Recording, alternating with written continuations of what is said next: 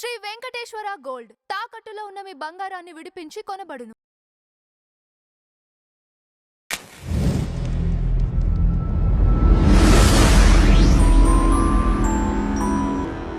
రెండు 2024 సంవత్సరం అంటే గత సంవత్సరం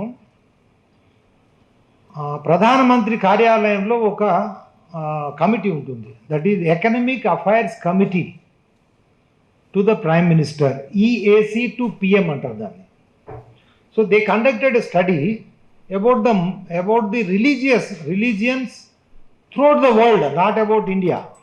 అందులో భారతదేశంలో వాళ్ళు ఇచ్చిన స్టాటిస్టిక్స్ ఏంటంటే 1950 నుంచి 2015 వరకు జనాభాలో మార్పులు ఏంటి అనేది వాళ్ళు ఇచ్చారు.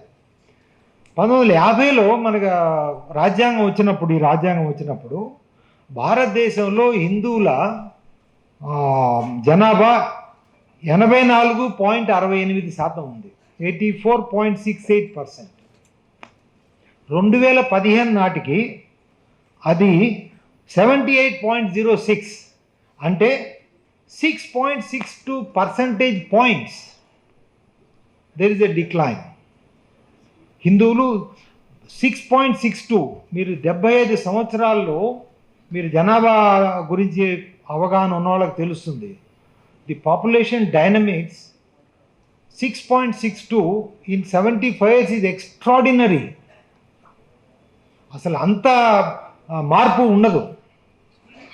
ముస్లింలు అదే సమయంలో ముస్లింల జనాభా 9.84 నుంచి 14.09, అంటే 4.25 percentage points పెరిగింది. అట్లాగే క్రైస్తవులది 0.12 అట. ఇది ఎవరన్నా నమ్మశక్యమా? క్రైస్తవులది ఓన్లీ 0.12 పెరిగిందని. అదే చెప్తాను మీకు. సిక్కులది కూడా పెరిగింది 0.11.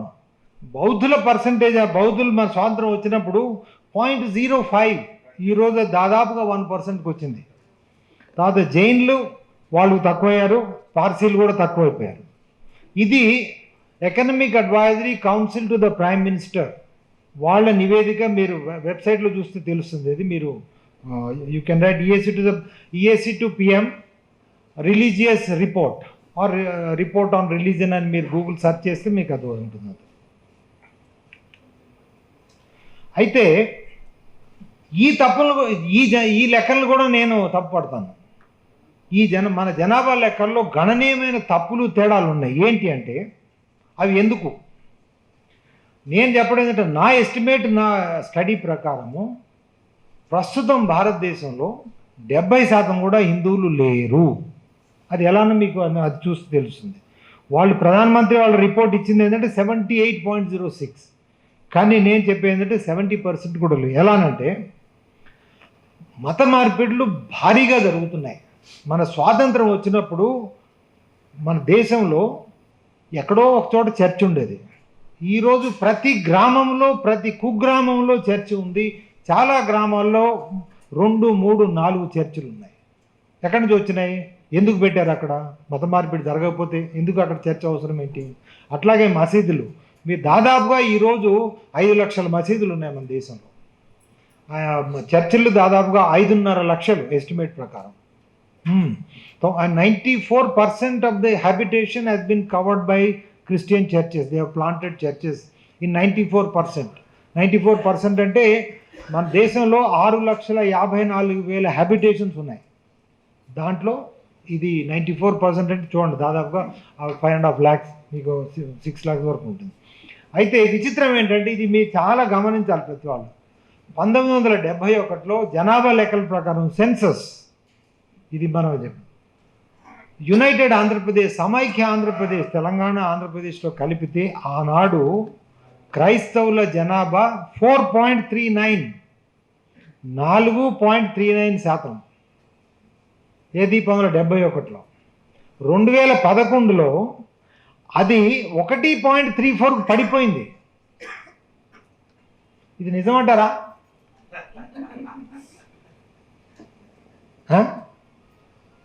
ఎందుకు పడిపోయిందంటే దీనికి చాలా కారణం ఉంది. There is a Catholic bishops conference of India అని ఒకటి ఉంది. తర్వాత ది పాపల్ బుల్స్ అని దే ఇష్యూ ది పోప్ ఇచ్చిన ఆర్డర్స్ని పాపల్ బుల్స్ అంటారు. That is actually the Latin term. So వాళ్ళు అప్పుడు ఏంటంటే ఆ టైంలో వాళ్ళు ఒక నిర్ణయం తీసుకున్నారు, ఇది చర్చ్. ఇప్పుడు మనం మతం మార్చిన తర్వాత మనం జనాభా లెక్కల్లో కానీ ప్రభుత్వ గణాంకాల్లో కానీ మనం కనుక మన క్రైస్తవులని చెప్తే అక్కడ ప్రజల్లో ఇది హిందువుల్లో వ్యతిరేకత వస్తుంది. అట్లాగే మీరు పేరులో కూడా కనుక క్రైస్తవ పేరు పెట్టుకుంటే జాను అబ్రహాము ఇలాంటివి పెట్టుకున్నా కానీ ఇది వస్తుంది. మనం చాప కింద నీళ్ళలాగా కలిసిపోవాలి ఉండాలి అంటే హిందూ పేర్లే ఉండాలి, పైకి కనిపించే అన్నీ కూడా హిందువే ఉండాలి, హిందూ వస్త్రాలు బొట్లు కట్టు బొట్టు అనేది ఉండాలి, గణాంకాల్లో ఎక్కడ కూడా మనం క్రైస్తవులు అని చెప్పకూడదు అని ఆ నిర్ణయం ఇచ్చేశారు. ఆ తర్వాత 1971 నుంచి మీరు క్రైస్తవ జనాభా పడిపోతుంది, కానీ మీరు చర్చిలు పెరిగిపోతున్నాయి, రాష్ట్రాలు జిల్లాలు గ్రామాల్లో క్రైస్తవులు పెరిగిపోతున్నారు. సో కాబట్టి నేను చెప్పే ఏంటంటే ఈవెన్ ఆ 78.06% ఏదైతే EAC to the prime minister office చెప్పిందో హిందూ జనాభా అది తప్పు. ఆ తర్వాత మీరు పంజాబ్ వెళ్ళండి, మీరు సిక్కుల్లో కనిపించే పగడి ఎంత పెట్టుకొని ఉంటారు కదా, మీరు లోపల వాడు క్రాస్ ఉంటుంది. ఎంతోమంది మీ పక్కన వచ్చి కలిసి మీరు మతం మారని చెప్తారు, బయటికి మాత్రం సిక్కుల్లానే ఉంటారు. పంజాబ్లో నేను దేశంలో అన్ని రాష్ట్రాల్లో వెళ్ళాను, దాదాపుగా చాలా రాష్ట్రాల్లో నివసించాను కూడా. నేను మణిపూర్లో ఉన్నాను, కలకత్తాలో బెంగాల్లో ఉన్నాను, ఇది తమిళనాడులో ఉన్నాను, కర్ణాటకలో ఉన్నాను, బాంబేలో ఉన్నాను, చండీగఢ్లో ఉన్నాను, ఢిల్లీలో ఉన్నాను. సో కాబట్టి నాకు దేశం గురించి బాగా అంటే అవగాహన ఉంది ప్రతి ప్రాంతంలో. సో మీరు బయటికి కనిపించే ఆ సర్దార్జీలు ఎవరైతే సిక్కులు ఉన్నారో వాళ్ళు చాలామంది దాదాపుగా 15-20% పంజాబ్ పాపులేషన్ ఈరోజు క్రైస్తవులు. ఎందుకంటే దానికి ఒక కారణం ఉంది. పంజాబ్లో ఎందుకో కానీ పంజాబీస్ అందరూ కెనడా వెళ్ళాలని చూస్తారు. కెనడా పోవాలంటే ఈ క్రైస్తవ ఇది మిషనరీలు వాళ్ళు సాయం చేస్తారు. వాళ్ళు ఎప్పుడు సాయం చేస్తారు? మీరు మతం మారిస్తే. ఒక మనిషిని పంపించాలంటే మిగిలిన కుటుంబం మతం మారితే వాళ్ళని తేలిగ్గా అక్కడికి కెనడా పంపిస్తారు. అందుకోసం మీరు కెనడాలో ఉన్న సిక్కులు కూడా దాదాపుగా 50% వాళ్ళు క్రైస్తవులే, కాకపోతే పగడి గిడి అన్నీ పెట్టుకుని ఉంటారు. సో నా ఉద్దేశం, నా అంచనా ప్రకారం కనీసం 10% లేకపోతే 15% ఈ మధ్యలో క్రైస్తవ జనాభా భారతదేశంలో ఉంది. ఈరోజు జనాభా లెక్కలు చూపించినట్టు 2% కాదు. తర్వాత 2016 16 నవంబర్ 2016 కేంద్ర మంత్రి కిరణ్ రిజిజు ఆయన రాజ్యసభలో ఒక ప్రకటన చేశారు. ఏంటంటే మన దేశంలో బంగ్లాదేశ్ నుంచి వచ్చిన వాళ్ళు దాదాపుగా 2 కోట్ల మంది అక్రమ వలసకారులు ఉన్నారు అని. ఈ అక్రమ వలసకారులు జనాభా లెక్కల్లోకి రారు. అంటే ముస్లింల జనాభా కూడా ఏదైతే మన జనాభా లెక్కలు చూపిస్తాయో అది కూడా తప్పు. తర్వాత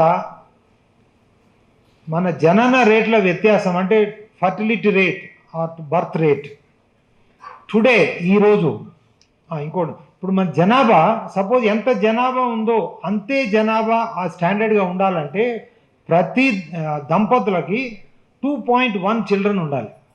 అంటే ఇది సగటున అంటే ప్రతి every couple must have 2.1 children.